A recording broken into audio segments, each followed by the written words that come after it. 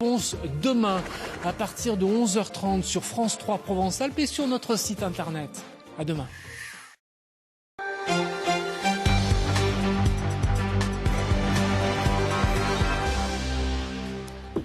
Bonsoir à tous. Ce soir, dans le 19-20, il sera question de l'élection à la FIFA cet après-midi sous fond de scandale et de corruption. Joseph Blatter espère être réélu malgré la tempête qui secoue le football mondial.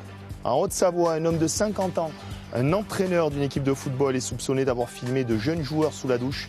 Il a avoué une agression sexuelle. Dans notre région, nous reviendrons évidemment sur la visite de Manuel Valls à Marseille. C'est une grande partie du gouvernement qui est venue sur la Canebière. Au centre des débats, l'avenir économique de Marseille et de sa future métropole. L'inquiétude des apiculteurs de notre région, notamment ceux de la région arlésienne. Les abeilles tombent comme des mouches. La mortalité atteint 80% dans les ruches. Les apiculteurs ont crié leur détresse ce matin. Enfin, un spectacle qui magnifie le cheval ce soir au Théâtre Antique d'Orange. Le Cadre Noir de Saumur et la cavalerie du cirque d'Alexis Grus mélangent leur savoir-faire pour une sorte de ballet équestre. Alexis Grus sera notre invité. Le Premier ministre de retour à Marseille, donc 3 mois après une première visite très médiatisée. 9 membres du gouvernement l'accompagnaient. Manuel Valls et ses ministres ont tenu un conseil ministériel avant de signer un nouveau contrat de plan État-région. Au menu des discussions, la nouvelle métropole d'Aix-Marseille-Provence. Ali Martinecki, Francis Di César. 3 secrétaires d'État ont accompagné Manuel Valls ce matin à Marseille. Un comité interministériel s'est tenu en préfecture. La future métropole Aix-Marseille-Provence était au cœur des débats. Le Premier ministre a annoncé une série de mesures, notamment dans les domaines de la sécurité, de la santé et de l'éducation. 120 millions d'euros sont ainsi alloués au titre du plan Campus. Et 24 millions d'euros seront spécifiquement consacrés, la ministre de l'Éducation et de l'Enseignement supérieur le rappelait tout à l'heure, au soutien de l'enseignement supérieur et de la recherche sur la métropole. Plus de la moitié de cette enveloppe sera investie dans les quartiers nord, en particulier sur le campus de Marseille-Étoile. J'ai décidé d'apporter un soutien exceptionnel d'1 million d'euros supplémentaires pour renforcer la sécurité du site de l'hôpital Nord et préparer l'émergence d'un pôle de recherche. En début d'après-midi, la délégation ministérielle s'est rendue à l'hôtel de région pour signer le nouveau contrat de plan État-région, 1,7 milliard d'euros de dotation. Michel Vauzel met l'accent sur l'emploi et les transports. Les 775 millions que nous allons consacrer ensemble au volet de la mobilité profiteront en effet tout autant à notre tissu d'entreprise et au développement de cette implantation et création d'entreprises dans notre région qu'à l'amélioration du quotidien de nos concitoyens. C'est à Marignane que s'est achevée la visite de Manuel Valls. Airbus présentait son dernier hélicoptère, le H160, une première mondiale. Cette dernière étape était l'occasion pour le gouvernement d'encourager l'innovation et de soutenir l'économie locale. La venue de Manuel Valls et de 9 ministres à Marseille, c'est la question du jour sur notre site internet. Cette visite est un effort du gouvernement, cela peut faire avancer les choses ou au contraire, cela ne changera rien à la situation de la métropole. L'hécatombe pour les abeilles et les apiculteurs sont désemparés. Dans la plaine de l'Accro, près d'Arles, la mortalité atteint les 80% dans les ruches. Un phénomène sans précédent. Les apiculteurs ont donc piqué une grosse colère ce matin à Marseille, dénonçant entre autres l'environnement et les pesticides. Une mobilisation suivie par Robert Papin et Virginie Danger. Les apiculteurs de l'Accro piqués au vif. Ils veulent comprendre pour quelles raisons 80% de leurs abeilles sont mortes cette année. Sylvain Bru possède 800 ruches sur la commune de Grance, dans les Bouches-du-Rhône. Habituellement, il produit 15 tonnes de miel par an, mais cette fois-ci, il perdra plus de la moitié de sa production. Première visite de printemps, donc au mois de février, j'ai trouvé des ruchers, on appelait ça des ruchers cimetières. J'avais jamais vu ça, des ruchers sans vol d'abeilles, des ruchers vides. On aurait dit qu'elles étaient parties, quoi. Il n'y avait plus d'abeilles. Donc je pense qu'elles sont sorties, butinées en hiver, en automne, comme ça a été doux, et qu'elles ont perdu le sens d'orientation ou bien qu'elles sont mortes sur place. À l'origine de cette perte d'orientation, une famille de molécules, les néonicotinoïdes. Elles sont présentes dans quelques produits phytosanitaires. Une enquête est en cours, mais les apiculteurs ont procédé eux-mêmes à de premières analyses. C'est une cause environnementale, ça c'est sûr, une cause extérieure à la ruche. Et pour nous, je le répète, c'est lié à l'épandage, à l'utilisation dans l'environnement de divers pesticides, des fongicides, des insecticides, des biocides utilisés en élevage, par exemple pour le nettoyage des bâtiments d'élevage. Dans l'accro, au moins 1000 colonies d'abeilles ont été détruites, mais chaque année, un peu partout en France, les pertes s'évaluent entre 10 et 20%. Les apiculteurs demandent au gouvernement une table ronde pour redéfinir les homologations des produits phytosanitaires. Réfléchir au changement climatique, s'y adapter, voilà quelques enjeux du grand forum méditerranéen sur le climat qui se tiendra à Marseille la semaine prochaine. Il réunira 500 acteurs de toute la planète. À cette occasion, France 3 consacre demain une émission spéciale au dérèglement climatique et à ses conséquences. En avant-première, voici une enquête qui illustre le phénomène. Estelle Mathieu et Sylvie Garat sont partis en Italie, pas très loin de la frontière, dans un village de 1000 habitants. Ce village, victime de changements climatiques majeurs, a décidé de prendre les choses en main. Dans les Cinque Terre, le petit village de Vernazza semble suspendu au-dessus de la mer.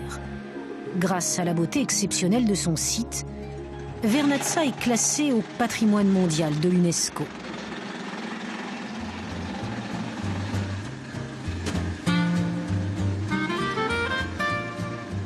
Sa tranquillité n'est pourtant qu'apparente. Ici, nous avons eu un énorme éboulement. Ça, c'est le grand mur. Un très grand mur que nous avons refait. Vous voyez, on a planté de nouveaux pieds de vigne. Tranquillité apparente, car ce 25 octobre 2011, Vernazza et tous ses habitants auraient pu définitivement disparaître. Le 25 octobre 2011, jusqu'à la catastrophe, c'était une très belle saison. L'eau de la mer était très chaude et puis brusquement, les conditions climatiques ont changé. Comme le montre ce document amateur, filmé par 2 touristes, la tornade tropicale qui va ravager Vernazza s'est d'abord formée en pleine mer. Oh mon Dieu, regarde ça. Nous sommes situés là, juste derrière cette pointe. Ça, c'est le vent, le sirocco. Vous voyez, regardez, la tempête est en train de se former. La chose la plus impressionnante, c'est le noir qu'il y avait à Vernazza et Monterosso. Vous voyez un peu comment la tornade se charge en eau. C'est là, sous le noir, qu'il a plu. Ensuite, la tempête s'est complètement déchargée sur Vernazza et Monterosso. Une tornade tropicale qui a tout balayé sur son passage. Ce jour-là, pendant la coulée de boue, à ses risques et périls, un habitant a filmé la rue principale du village.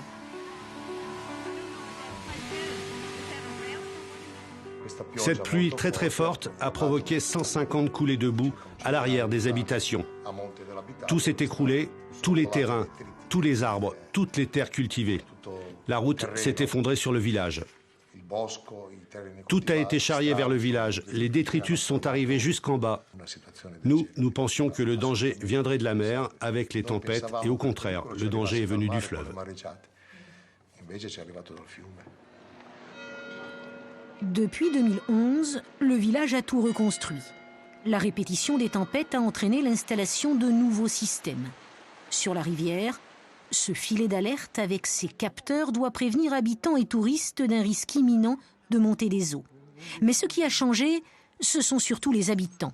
Plus question pour eux de délaisser la nature au profit d'un tourisme de masse plus lucratif.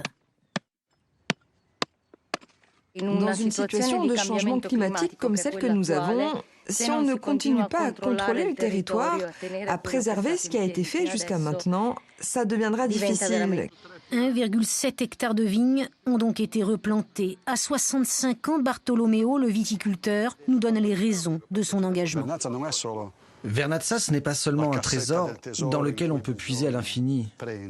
Il faut donner à Vernazza.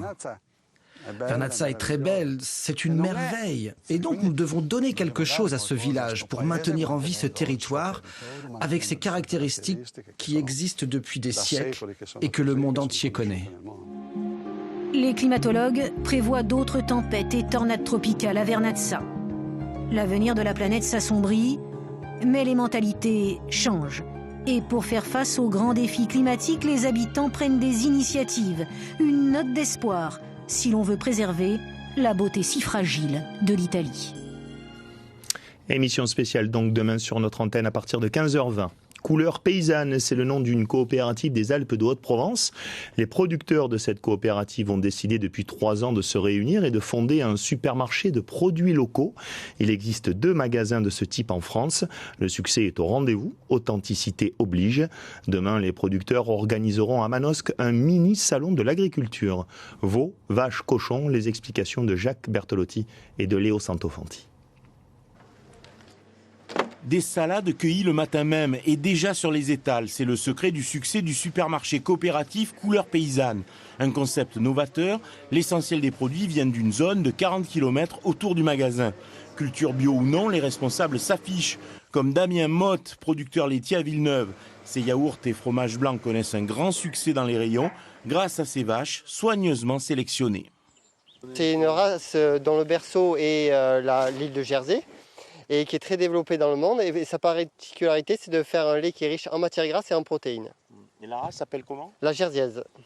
Laetitia produit artisanalement des pâtes dans le Luberon.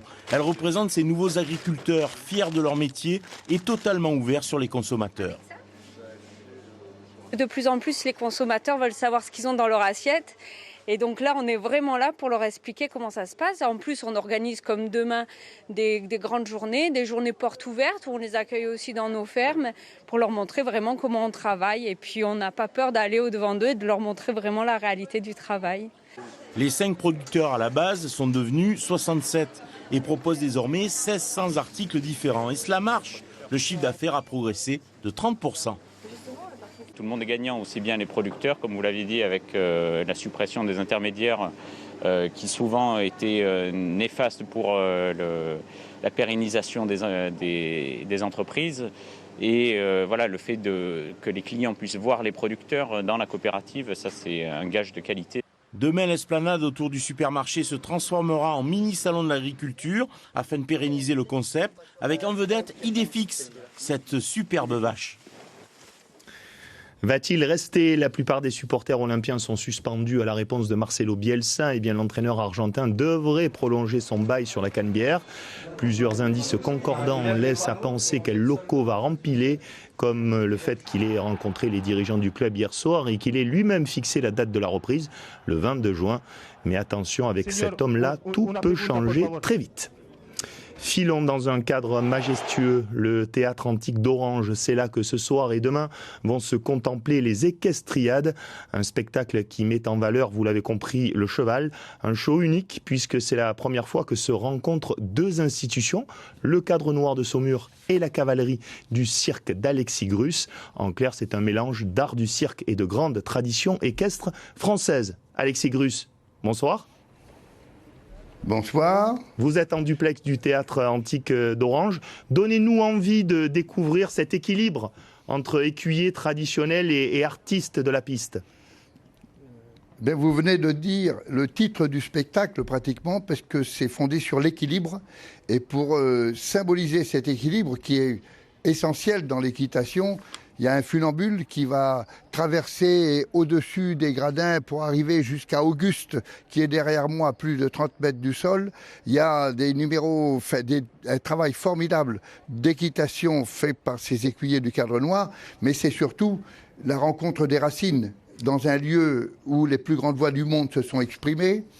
Et là, il y a les plus beaux chevaux du monde aujourd'hui. Alors justement, avec cette équitation qui a... Oui, pardon. Oui, justement. C'est difficile de faire cohabiter autant de chevaux à la fois, montés et en liberté ? Quand vous voulez faire du spectacle, si vous faites un spectacle avec plus de 50 chevaux dans le théâtre antique d'Orange, je vous assure que c'est pas facile. Et ça peut se faire que parce que ces gens du Cadre Noir ont des années et des années de travail derrière eux, comme ma famille avec l'équitation, c'est la même chose. En réalité, c'est un lieu prestigieux qui a plus de 2000 ans, avec une histoire fabuleuse. C'est le Cadre Noir de Saumur qui est l'élite de l'équitation mondiale, puisque ça a été reconnu par le patrimoine immatériel de l'UNESCO en 2011. Et puis ma famille, qui a 20 ans un peu plus tard, a été créée grâce aux Italiennes.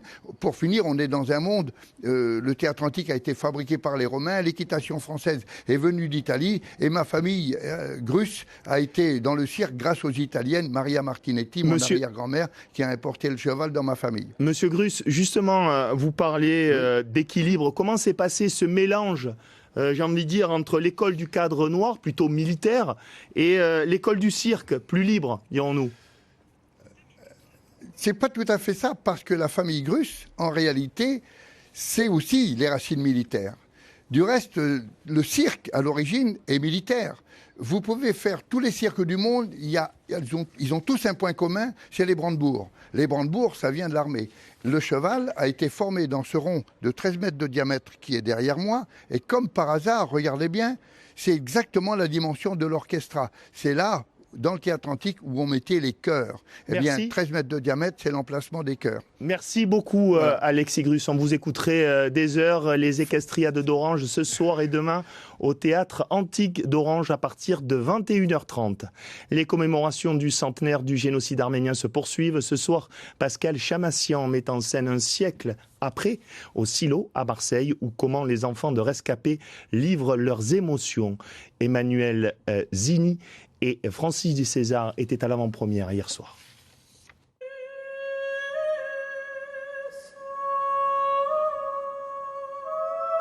C'est comme un chant qui viendrait du fond des âges, la longue plainte du peuple arménien. Il y a 100 ans exactement, 3/4 de la population est exterminée par le gouvernement turc de l'époque.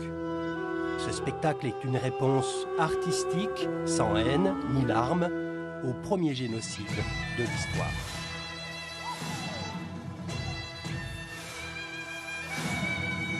Il n'y a pas de message dans ce spectacle, il y a une volonté de dire que 100 ans après, eh bien, l'objectif finalement du bourreau qui était d'éteindre ce peuple n'a pas été atteint puisque nous sommes là. 40 danseurs, 35 musiciens et 25 choristes offrent leur point de vue d'artiste entre culture traditionnelle et modernité. Un siècle après le drame, la diaspora a changé, le témoignage d'une culture toujours vivante. C'est réellement ce que le peuple arménien est aujourd'hui. Autant un peuple dans ses traditions que dans sa modernité, parce que chaque peuple évolue et le nôtre aussi. À ce jour, plus de 20 pays ont reconnu le génocide arménien, ainsi que le Parlement européen et le pape François. La Turquie, elle, reste sourde à la supplique des enfants de l'Arménie. Un reportage réalisé en fait par Louis Aubert et Emmanuel Zini. On l'a appris il y a quelques minutes. Un homme de 47 ans et une femme de 44 ans ont été tués cet après-midi dans le centre de Manosque au cours d'une rixe survenue entre des SDF. Les détails de cette rixe mortelle sur notre site internet. L'agresseur présumé a été interpellé. C'est la fin de cette édition. Dans un instant, vos éditions locales. À Toulon, il sera question de la baisse de la dotation de l'État aux petites communes. Illustration dans un village varois. Et puis la locale de Marseille reviendra sur la saison estivale qui démarre aujourd'hui et qui s'achèvera le 31 août. Qui est mobilisé sur les plages, la sécurité, vous saurez tout, ou presque. Tout de suite, la météo.